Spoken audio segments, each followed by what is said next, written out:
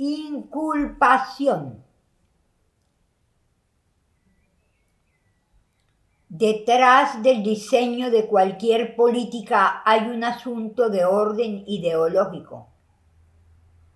Así, el coloniaje nos muestra al hombre como Adán cainizado, doblemente desterrado, disperso y mimetizado, refundido y encontrado en Cristo judacizado, ofendido y ofensado, y vendido y silencioso, doblemente silenciado, cruz y horca y traspasado, del paraíso desplazado y total desencontrado, por monedas contratado, de oro niquelizado o de níquel acuñado, y en papel monetizado, o en los cheques endosado, al fin, Adán defraudado.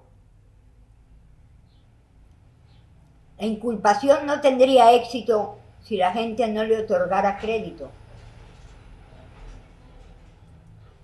El coloniaje es incongruente, inconsecuente, inconsistente e incoherente. Es decir, esquizofrénico por definición, monoteísta y democrático, cristiano y capitalista.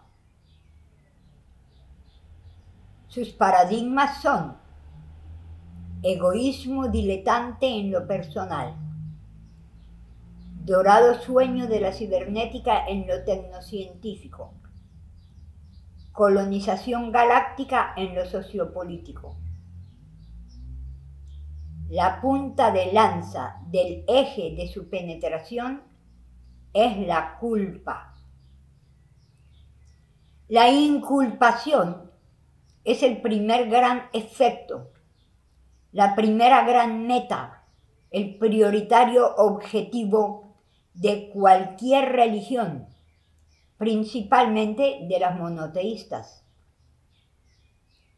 Sacar de la conciencia de la gente la noción de responsabilidad e inocular en el mismo hueco la culpa, es decir, el miedo.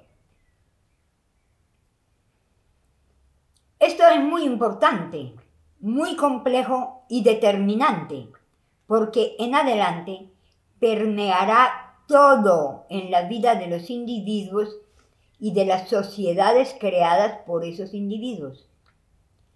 Cuando decimos todo, incluye las percepciones y la interpretación que de esas percepciones nos hagamos. El enfoque de cualquier conocicierto, reconocicierto y autorreconocicierto. Los éxitos y los fracasos en todos los órdenes de sus vidas. Emocional, financiero, deportivo, académico. El sesgo y, por tanto, los resultados de toda investigación científica.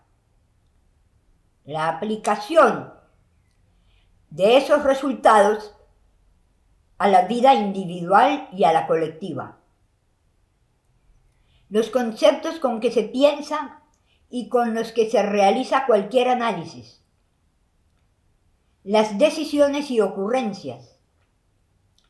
La estructura mental, social y relacional misma de la persona, de la familia, de la sociedad. Y toda y cualquier manifestación o propósito individual o colectivo. Obvia y claramente también tu posición frente al mundo, tu apreciación de este mundo, tu autopercepción y tu actitud y tu función frente a y en relación con ese mundo. Si se nace en contienda con la muerte, ¿para qué se nace? El coloniaje es posible porque las personas creen. Creyente quiere decir acrítico, obedeciente, estupefacto y cataléptico. El dónde, cuándo de la autodefinición es aquí, ahora. daremos una ligera mirada al mito creacionista colonial, que ante todo se dice y se desdice. No pretenderemos ser exhaustivas haciendo exégesis de la incongruencia, pues esta en el mito fundacional colonial es prácticamente ilímite. Solo un breve puntal a modo de ubicarnos, orientarnos y contextualizarnos para saber con qué estamos laborando. La Biblia original, tomada para este caso alguna de las primeras ediciones de Gutenberg, dice: en el principio creó Dios los cielos y la tierra. También dice que todo estaba desordenado y vacío y que el Espíritu de Dios se mecía sobre el haz de las aguas. Más adelante dice: y separó Dios las aguas y a lo seco llamó tierra. Primer asunto inexplicado: ¿cómo algo vacío puede estar desordenado? Luego se presenta la primera gran noticia. El Dios Jehová no creó las aguas. Estas ya existían y su espíritu se mecía sobre ellas. A continuación, nos estrellamos con la primera contradicción. Tampoco creó la tierra, sino que separó las aguas, la dulce de la salada, y a lo seco llamó tierra. Le puso nombre, que es la forma que el coloniaje usa para apropiarse de las cosas. Este mito te enseña que eres un hijo de padre sin madre, un pobre infeliz, incapaz de cumplir con la voluntad de su padre. En realidad, mirándolo más de cerca, el hombre de esta civilización es bastante monstruoso. Es un hombre sin madre, sin infancia, sin confiabilidad, sin credibilidad, sin herencia, sin familia, sin inteligencia, sin capacidad volitiva, sin presente, sin esperanza y sin permiso. Un pusilánime, incapaz de satisfacer las expectativas de su propio creador. Detrás de tanta desgracia hay una previa culpable, la mujer. Y aún más al trasfondo, una primera gran culpable, la serpiente. Analizar o exponer las consecuencias de esto, que esto ha traído para la mujer, no es necesario, puesto que esta problemática es temática de candente actualidad y objeto de innumerables estudios. Analizar y adentrarnos en la exégesis de lo que ha comportado para las especies animales y para su hábitat excede el sentido de este escrito, pero es algo que estamos padeciendo todos, incluidos los polos. Acerca de la mujer, no obstante, diremos que, siempre de acuerdo con este mito, de principio es una ausente, una inexistente. Mas no solo eso, sino que cuando aparece, es una ignorante, insensata, intrusa, insidiosa, conspiradora y bandida, doblemente culpable. Siguiendo la lógica conceptual de este mito, la serpiente es el más remoto animal histórico, entre comillas, y la instigadora y primera culpable del pecado original. Como la casa de la serpiente es el monte, para acabar con la serpiente habrá que acabar con el monte. En esa estamos. De paso, urbanizamos. La serpiente es terrorífica cuando en vez de ver, miramos. Ver es desde la condición de esfera en espiral, desde la espiralidad propia de la esfericidad pulsante. Mirar es desde el intelecto. Cuando vemos, la serpiente ninguna amenaza constituye, ya que el universo es espirálico. Ahora bien, en este sistema que nos atañe aquí ahora, nos referimos al coloniaje, a la criatura humana se le endilga la culpa hasta de lo que ocurre entre los dioses y sus seres afines, y de todo aquello que de ahí se deriva. Ahora surge el más ubicuo, transversal y versátil personaje de esta mitología: el demonio. ¿Y quién es el demonio? Satanás. ¿Y quién es Satanás? El diablo. ¿Y quién es el diablo? Lucifer. ¿Y quién es Lucifer? Luzbel. ¿Y quién es Luzbel? Un ángel caído que se rebeló, bla, bla, bla, bla, bla, bla, bla. ¿Y quiénes somos los seres humanos para poner un dedo sobre un ángel por muy caído que esté? Mas he aquí que otra de las características emblemáticas del coloniaje es ser metiche metete.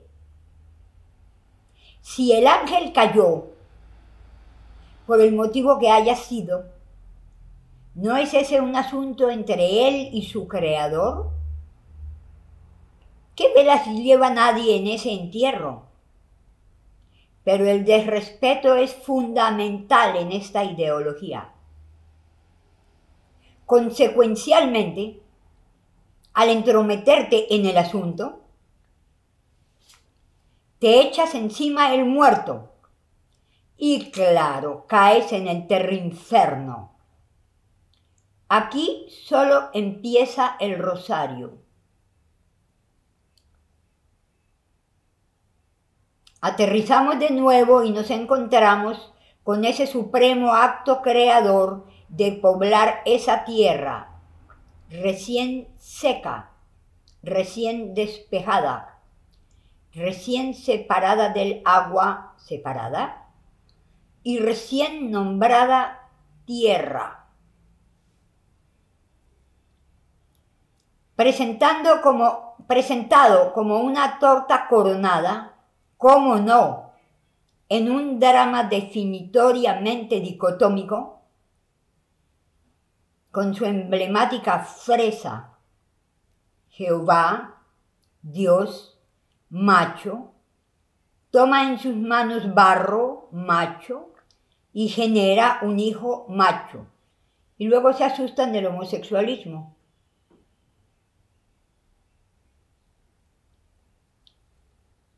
En esta instancia, el Dios Padre Creador, omnipotente, omnipresente, omnisapiente, omnisciente, omnímodo y trascendente, le da a su hijo una compañera porque, textual entre comillas, no es bueno que el hombre viva solo. Eso dice la Biblia, o decía. los hace pareja y los instala en un jardín, en cuyo centro se halla un galano y glamoroso árbol frutal, cuyo fruto vistoso, colorido, fragancioso y delicioso les es vedado, les queda prohibido, a sabiendas de que la prohibición hace el deseo. Cualquier padre comprendería el primer error de su hijo, quien, por cierto, no ha tenido infancia. Ningún padre deja objeto o sustancia peligrosa alguna al alcance de su hijo, criatura aún sin experiencia. Los chicos, como es de esperar, ya que la prohibición genera deseo, subvierten la prohibición. Y el padre, descargando sobre sus criaturas sus formidables y descomunales fuerza, poder e inapelable ira, los expulsa del jardín.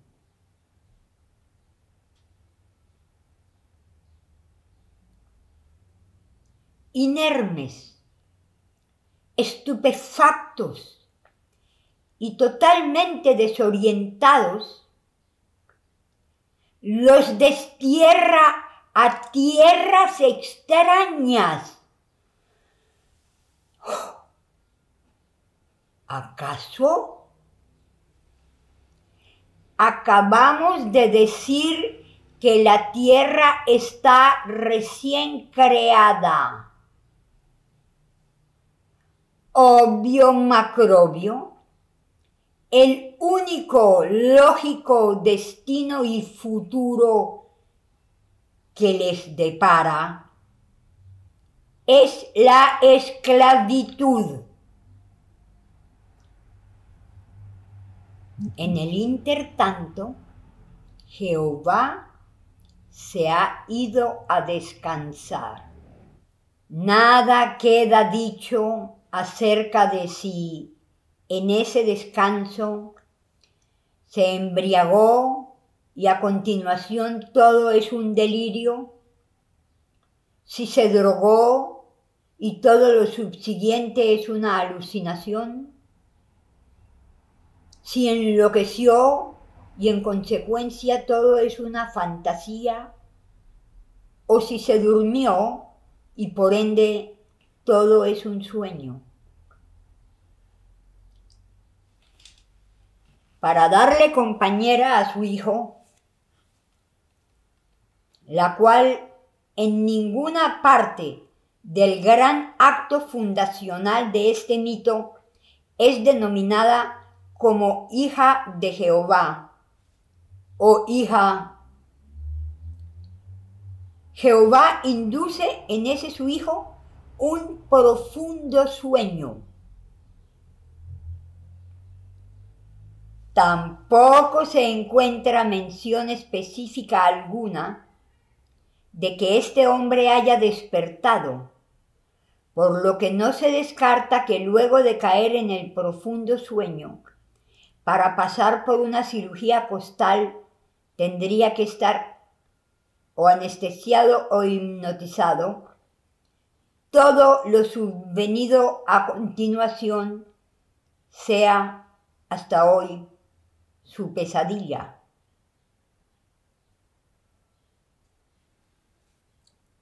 En el acto de expulsión de esta pareja primigenia,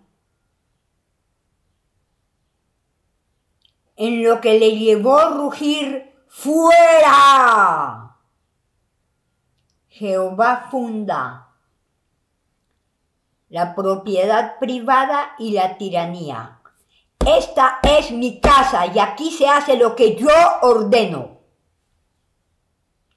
La hegemonía contra la cual hoy el coloniaje dice luchar frontalmente. Las fronteras Hasta esta puerta guardada con espada de fuego es el paraíso, y de aquí para allá es el extranjero. La parcelación y por tanto la futura actual urbanización. Y también muchos de los ismos que hoy tienen a la sociedad colonial como la tienen. El capitalismo, el machismo, el colonialismo, el imperialismo. Habiendo de antemano una culpa, indefectiblemente habrá alguien culpable. Y esto es quizás el meollo. ¿Quién quiere asumir la culpa? Nadie. Como nadie desea ser culpable, obviamente y por descarte, el culpable siempre ha de ser otro. Por eso, siempre tiene que haber alguien a quien echarle la culpa. Y la responsabilidad, bien, gracias.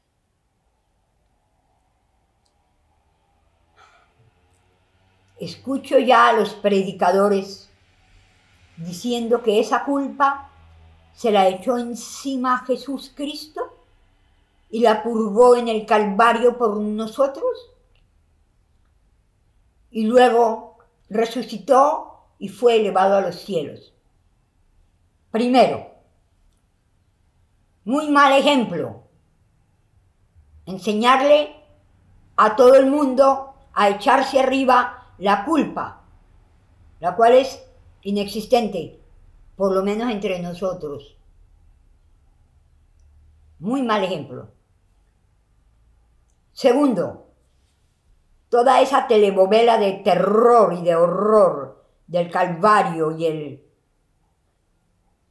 ¿Qué significa para esta sociedad hipócrita y cristiana capitalista? Si significara algo, no celebrarían el carnaval ni necesitarían la Navidad. Hipócritas.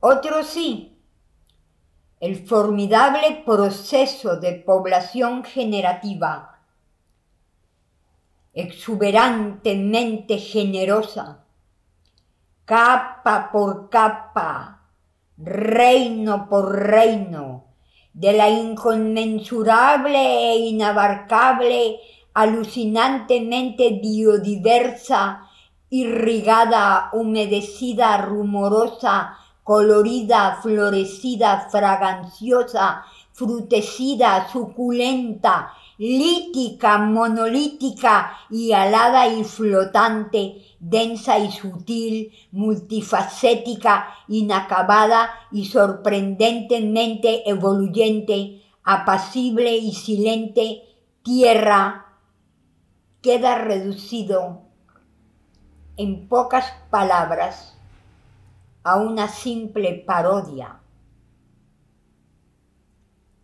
El asunto de Caín y Abel implica como presupuesto que el ser humano es ruin y envidioso. Siente envidia quien no tiene de aquel que sí tiene. Propiedad privada, capital. Esto para desdibujar y disimular que aquel que tiene acumulación necesariamente lo arrebató de otro. Es el culpable, ¿no ve? Y sin aclarar que el bueno del Abel era el ganadero y el maldito del Caín era el agricultor, el labriego, el labrador. En su infinita magnanimidad, esta ideología propone un arreglo a la miserable y dramática situación. Propone remediar esa desgarradora separación con una religadura y crea la religión. La religión es la parte del coloniaje que se encarga de ir los más profundos temores, las más abyectas pasiones y las más patéticas miserias de los creyentes. Es necesario hacer ciertas precisiones. Este no es el único mito que pretende ser rigurosamente histórico. Tampoco es el único que implementa una religión. Y tampoco es esta la única religión monoteísta. Las religiones comparten un denominante. Pregonan la libertad y criminalizan la desobediencia.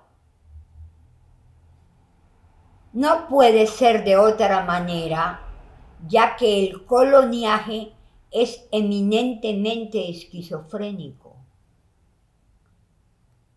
Como resultado de su desligación entre el hombre y su Dios, lo que equivale a decir entre el hombre y sí mismo, el coloniaje es también constitutivamente dicotómico.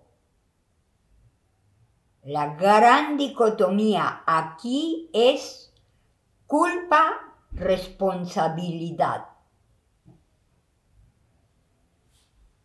Sin necesidad de recurrir a una gran capacidad imaginativa, se hace evidente el directo parentesco etimológico entre responsabilidad, respuesta y respiración.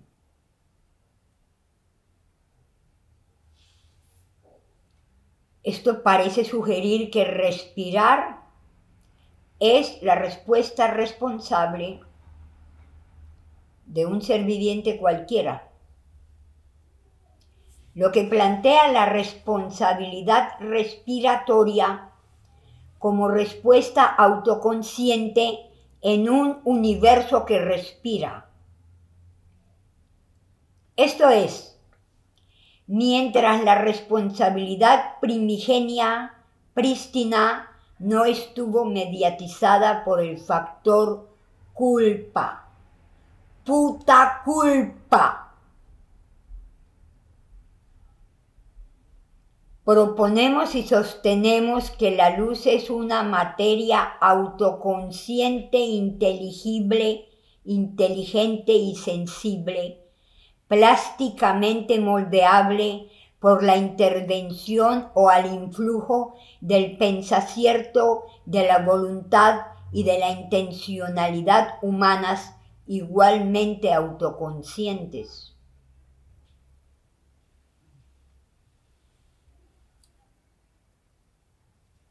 Es un absoluto contrasentido que la especie superior, a diferencia de todas las demás especies, tenga que esclavizantemente luchar por la vida. Todas las demás especies, libres de codicia, solo respiran y de esa manera responden al influjo vital y así cumplen con su más alta responsabilidad. Respirar conscientemente es responder conscientemente como seres autoconscientes responsables. Respirar, respirar. Exhalar, inhalar, exhalar. No al contrario. Respirar. Única condición sine qua non para vivir. La culpa es quizás el factor más insidioso porque precisamente es la punta de lanza del coloniaje. Y está inscrito en toda buena memoria.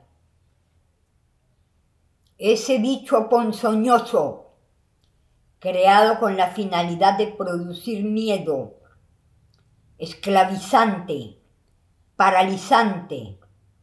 En eso consiste suficientemente la invasión. La razón de ser de tantas y tan horrendas masacres, genocidios y otras barbaridades que el coloniaje ha despliega, ha impuesto, impone, ha realizado, realiza, ha ejecutado y sigue cometiendo, no solo en nuestro territorio, sino en el de cuanto pueblo, nación, cultura, país o grupo que tenga algo apetecible en su insaciable codicia.